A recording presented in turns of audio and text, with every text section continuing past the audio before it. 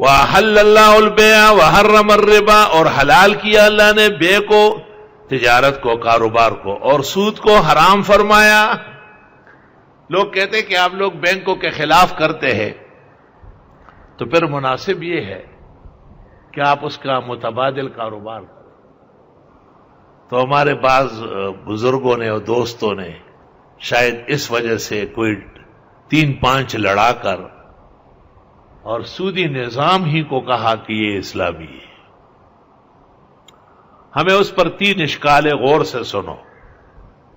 میں نہیں، 400 علماء پاکستان فقہا، جن میں ان کے مشائخ اور اساتذہ بھی۔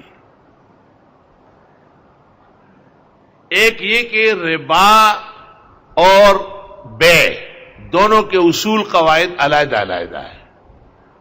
دوسرا یہ کہ بینک عالمی منڈی کا ممبر ہے، اور تیسرا یہ کہ تمام بینک اسٹیٹ بینک کے فروع ہے، اور اسٹیٹ بینک پوری دنیا کے اندر سود کا ٹھیکیدار ہے، گھونسلہ ہے۔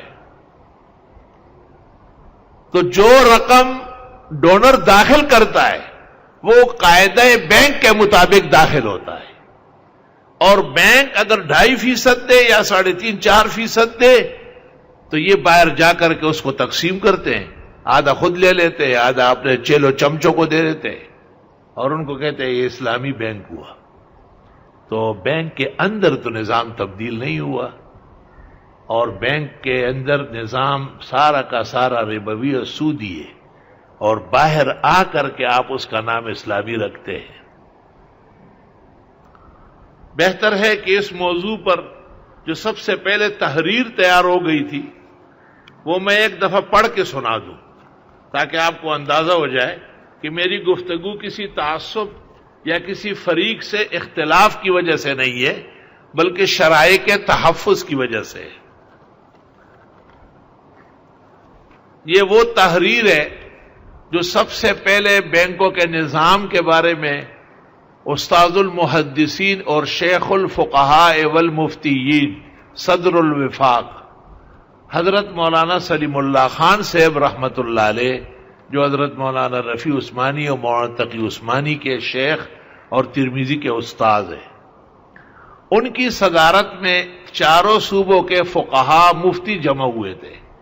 یہ عاجز اور سیاکار بھی اس میں مطلوب تھا، اور پوری گرما گرم صبح سے شام تک بحث کے بعد یہ تحریر متفق تیار ہوئی۔ آپ غور سے سن لیں۔ بسم اللہ الرحمن الرحیم۔ گزشتہ چند سالوں سے اسلامی شرعی اصلاحات کے حوالے سے رائج ہونے والی بینکاری کے معاملات کا قرآن و سنت کی روشنی میں ایک عرصے سے جائزہ لیا جا رہا تھا، اور ان بینکوں کے کاغذات، فارم اور اصولوں پر غور و خوض کے ساتھ ساتھ اکابر فقہاء کی تحریروں سے بھی استفادہ کیا جاتا رہا۔ بالآخر اس سلسلے میں حتمی فیصلے کے لیے ملک کے 4 صوبوں کے اہل فتویٰ علماء کا ایک اجلاس 28 اگست 2008 بمطابق 25 شعبان المعظم 1429 بروز جمعرات حضرت شیخ الحدیث مولانا سلیم اللہ خان دامت برکاتہم کے زیر صدارت جامعہ فاروقیہ کراچی میں منعقد ہوا۔ اجلاس میں شریک مفتیان اعظام نے متفقہ طور پر یہ فتویٰ دیا کہ اسلام کی طرف منسوب مروجہ بینکاری قطعاً غیر اسلامی اور غیر شرعی ہے، لہذا ان بینکوں کے ساتھ اسلامی یا شرعی سمجھ کر جو معاملات کیے جائیں گے وہ ناجائز اور حرام ہے، اور ان بینکوں کا حکم بھی دیگر سودی بینکوں کی طرح ہے۔ اس اجلاس کے شرکاء نے اس بات پر بھی اتفاق کا اظہار کیا کہ جدیدیت کی رو میں بہ کر تصویر کی حرمت کو نہیں بدلا جا سکتا۔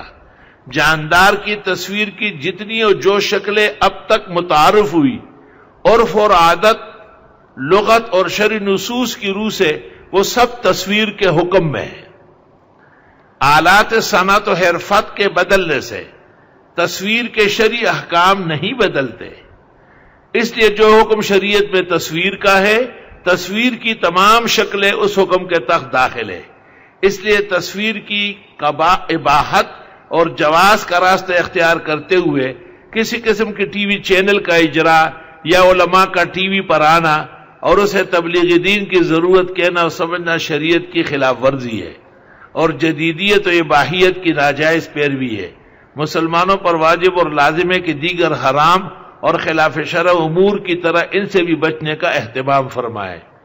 پہلا دستخط مولانا سلیم اللہ خان، دوسرا دستخط اس عاجز اور فقیر محمد زروری خان، تیسرا مفتی جو ہے عبد المجید بنوری ٹاؤن، احتشام الحق آسیہ آبادی، مفتی حمید اللہ جان لاہور، عبد الغفار جامعہ اشرفیہ سکر، اور تمام علماء جو اس وقت موجود تھے ان سب کے تقریباً 40 علماء کے دستخط اس میں موجود ہے، اور یہ متفق اور مجمع علیہ تحریر نام نہاد اسلامی بینک کے خلاف تیار ہوئی ہے۔ آپ مناسب وقت پہ اس کی کاپیاں لے لیں، اکثر اس کو تو لے چکے ہیں۔ اللہ اکبر و کبیرہ۔